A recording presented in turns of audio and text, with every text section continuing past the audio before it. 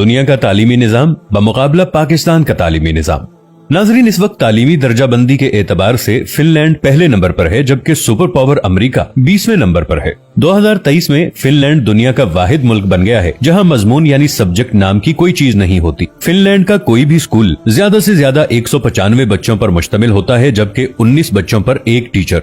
दुनिया में सबसे लंबी ब्रेक भी फिनलैंड में होती है। बच्चे अपने स्कूल टाइम में 75 मिनट ब्रेक में गुजारते हैं। दूसरे नंबर पर 57 मिनट की ब्रेक न्यूयॉर्क के स्कूलों में होती है, जबकि हमारे यहाँ अगर वालिदैन को पता चल जाए कि कोई स्कूल बच्चों को पढ़ाने की बजाय इतनी लंबी ब्रेक देता है तो वो अगले दिन ही बच्चे स्कूल से निकलवा लें। खैर, आप दिलचस्प बात मुलाहिजा करें कि पूरे हफ्ते में स्कूलों में महज 20 घंटे पढ़ाई होती है, जबकि असातिज़ा रोजाना अपनी स्किल्स बढ़ाने के लिए 2 घंटे सर्फ करते हैं।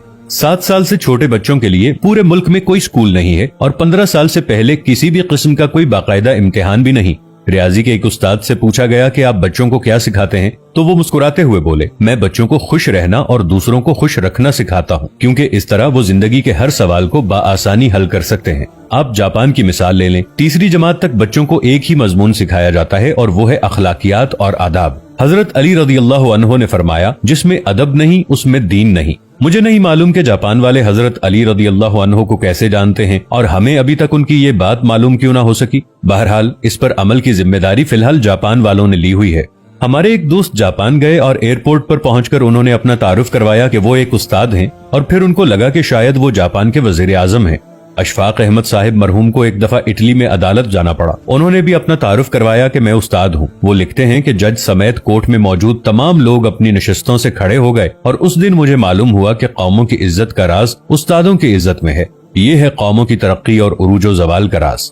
जापान में मुआशरती उलूम पढ़ाई नहीं जाती, क्योंकि ये सिखाने की चीज है, पढ़ाने की नहीं, और वो अपनी नस्लों को बहुत खूबी के साथ मुआशरत सिखा रहे हैं। जापान के स्कूलों में सफाई सुथराई के लिए बच्चे और असातिज़ा खुद ही एहतमाम करते हैं। सुबह 8 बजे स्कूल आने के बाद से 10 बजे तक पूरा स्कूल बच्चों और असातिज़ा समेत सफाई में मशगूल रहता है। दूसरी तरफ आप अपना तालीमी निज़ाम मुलाहजा कीजिए, जो सिर्फ नकल और छपाई पर मुश्तमिल है। हमारे बच्चे पब्लिशर्स बन चुके हैं। आप तमाशा देखें, जो किताब में लिखा होता है असातिज़ा उसी को बोर्ड पर नकल करते हैं, बच्चे दोबारा उसी को कॉपी पर छाप देते हैं। असातिज़ा इसी नकल शुदा और छपे हुए मवाद को इम्तिहान में देते हैं, खुद ही अहम सवालों पर निशानात लगवाते हैं और खुद ही पेपर बनाते हैं और खुद ही इसको चेक करके खुद नंबर भी देते हैं। बच्चे के पास या फेल होने का फैसला भी खुद ही सादिर कर देते हैं और माँ बाप इस नतीजे पर तालियां बजा बजा कर बच्चों के ज़हीन और काबिल होने के गुन गाते रहते हैं। जिनके बच्चे फेल हो जाते हैं वो इस नतीजे पर अफसोस करते रहते हैं और अपने बच्चों को कूड़ मगज और कुंद जहन का ताना देते रहते हैं।